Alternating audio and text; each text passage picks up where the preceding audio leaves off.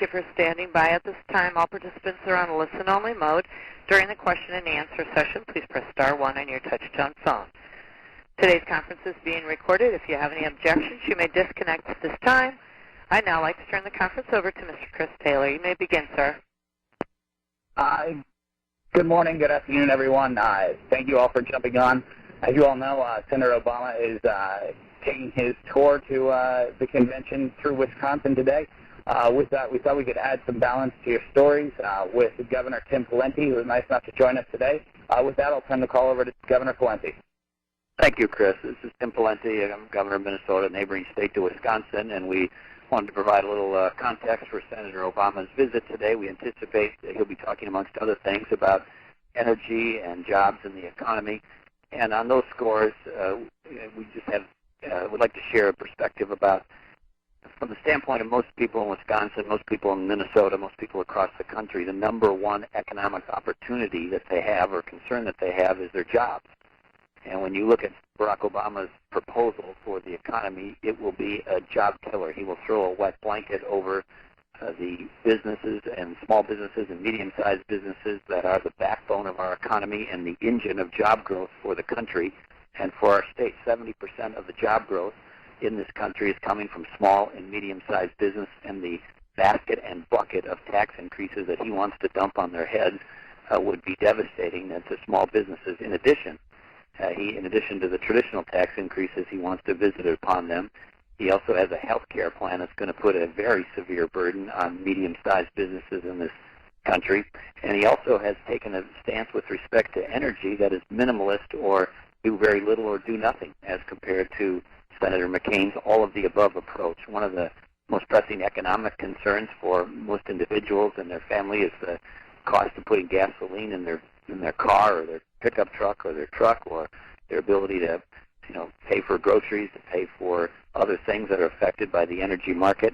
And Senator McCain has come out and said we need to treat this as a crisis. He has been for more nuclear energy, more clean coal development.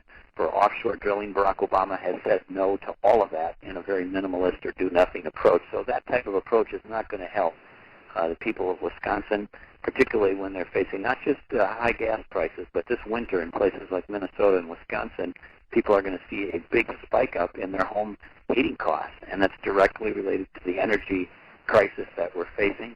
And that's why we need somebody who understands it as a crisis, is willing to take an all-of-the-above approach on energy, and that's Senator John McCain, not Barack Obama. So we want to welcome him back to the upper Midwest, but we also know that his proposals as it relates to jobs and the economy and energy are the wrong direction for Wisconsin, the wrong direction for our country, and we want to call that out as you cover his appearance and his remarks today. With that, Chris, if there's any other questions or comments from those on the line, I'd be happy to take it, happy to talk about Senator Biden or other aspects of the campaign that you might be interested in. Operator, if we can take some questions at this time. Thank you. If you'd like to ask a question again, please press star 1 on your touch-tone phone. Please unmute your phone and record your name clearly when prompted. Your name is required to ask your question. To withdraw your request, press star 2. Again, if you do have a question or comment, please press star 1.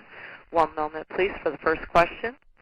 Comes from Mark Pitch. Your line is open, sir. Hi, Governor. Can you comment on Joe Biden's selection as vice president and what it might mean here in the upper Midwest, if anything? Well, I think there are several things about the Biden selection that are noteworthy. First of all, one of the main themes of Barack Obama's campaign and rationales for his campaign is that he's a person who's about change from outside Washington. And now he picks somebody who is the consummate Washington insider who was elected to the United States Senate, I think, when Barack Obama and I were 12 years old. He's been there nearly 40 years, and he's known as being long-winded on top of it. So first of all, where's the change?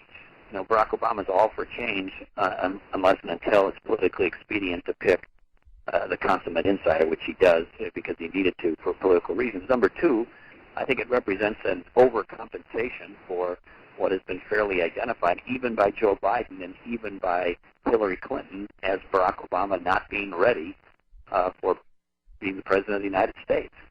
when you're going to be president of the United States, it's not a situation where you should have to have a mentor or a trainer or a supervisor. And I think this is an overcompensation for Barack Obama's lack of readiness for the presidency. And that's just not my rhetoric. That is a point that Joe Biden himself made on more than one occasion. That's a point that Hillary Clinton made on more than one occasion, and other people like Evan Bayh as well. So even the Democrats have identified that as a significant concern.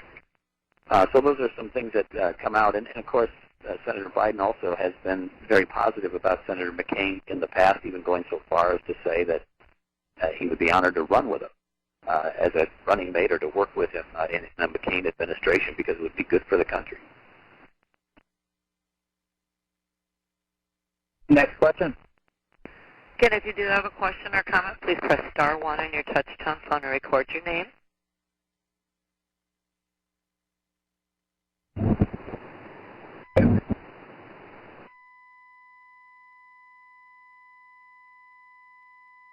Currently, we have no additional questions at this time.